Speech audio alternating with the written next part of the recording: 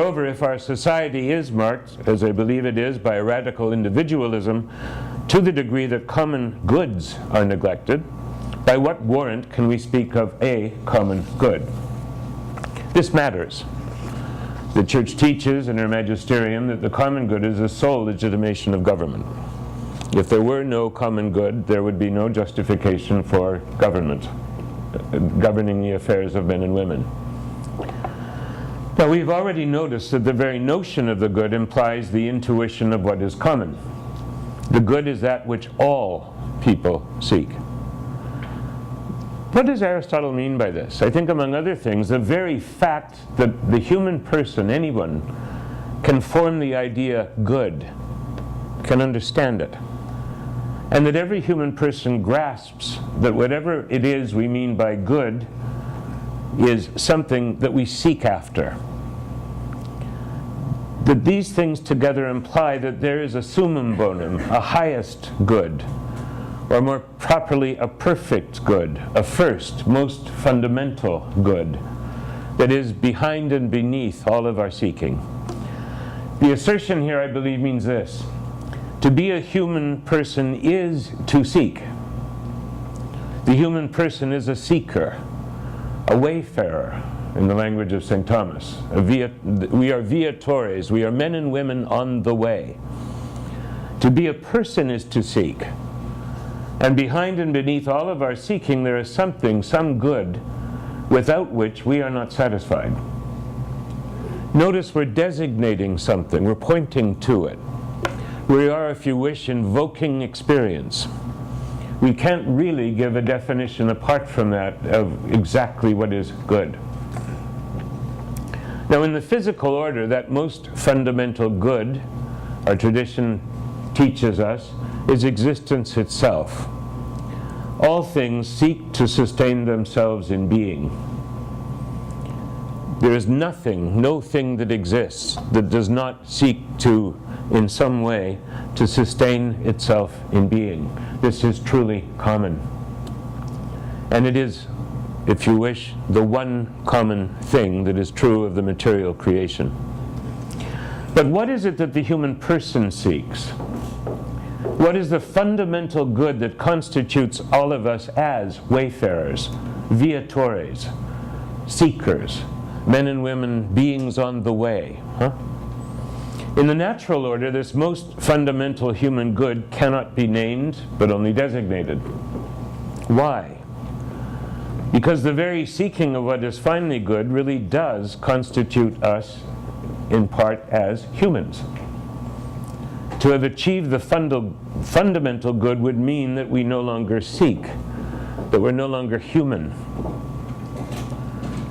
What we can name is the fact of our seeking, and that to possess the good that we seek is called perfection, whose other name is happiness. Every man and woman seeks to be happy, and happiness consists in the secure possession of a good. Notice secure. If my hold upon the good that I seek is fragile, then I will be not happy but anxious. Happiness consists in the secure possession of the good that we seek. No one acts against his or her own happiness, not consciously. At least, therefore, no one acts against his or her perceived happiness. Every man and woman seeks to be happy, and final happiness must consist in the possession of the first good, the highest good, in such a way that we cannot be deprived of it. Now notice, this is not from faith, it's from reason. It is not necessary at this point to invoke the faith, but we have gone as far as reason can go.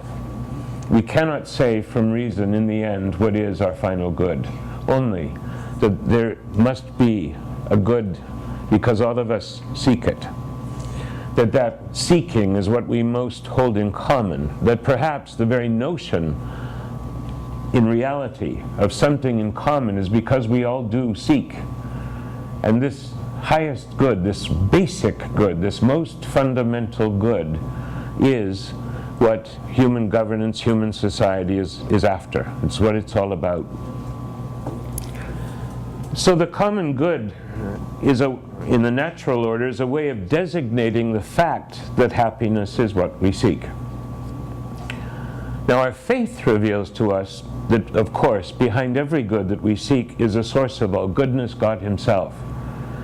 And that the common good is therefore beatitude. It is the contemplation, which means the possession in a fully human way, the secure possession in a fully human way of God Himself. Therefore, St. Thomas Aquinas speaks of the common good as beatitude, as final happiness. This is what all people seek. And the force of the coming of Christ is to reveal to men and to women, all men and all women, that is, to humanity in common, and therefore to each of us, that this is indeed what we seek, and to instill the hope that it is attainable for us. He is the way. Notice, the way. We are on the way, and He is the way to the good that we seek. But he also speaks of the common good as the good of the person, and therefore the flourishing, if you wish, the perfection, the happiness, the fullness of human existence. And that this happiness of men and women also requires a society that is ordered to the good of the person. Reason can discern, unaided by revelation, that a rightly ordered society, a society organized around the good of the person, is the first requirement if we are to be happy. And therefore, the definition of the good that is given us in Gaudium et Spes, the sum total of the conditions that are necessary for human flourishing. Now, one cannot have a society that is based upon individual autonomy. No matter, not individual autonomy, not self-assertion, not self-interest, no matter how enlightened. You cannot have a community of one. There is, of course, the Trinity, me, myself, and I. But that does not, in reality, constitute a community. I am not God. This is because, as Pope John Paul taught us, it is the things that are common. This is terribly important. It's the things that are common, life, companionship, love, the family, that first offer us access to each human person. What does that mean? That I am a human person, that I am a man, okay? That I am the son of Bernard and Jean, that I am brother to Marilyn and Debbie, that I am friend, I ardently hope, to those whom I love and those who love me. These things determine who I am, my grasp of myself, as a subject of capable of responding to others. And so, to know me, you must know my story. And my story is of my involvement with other people, who were my parents, who are my sisters, who are my friends, or for that matter, what it is a church, this church of which I am a priest. And truly, to have a sense of myself, I have to discover it in those relationships, to my father, my mother, and so to discover what is it to be a son, to my sisters, what is it to be a brother, to my friends, what is it that someone calls upon me and demands from me, the unique and wonderful fidelity and attentiveness that is friendship. And for that matter, what does it mean to be a priest?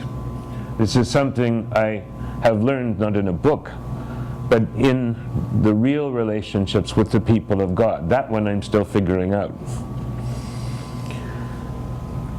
Notice too that to be son, to be daughter, to be brother or sister or friend, these are common. These are not unique to me. They're first common. Every single one of us knows what it is to be a child, that is, to be a son or a daughter. Every single one of us, I hope, not every single one of us, but the wonder of having siblings.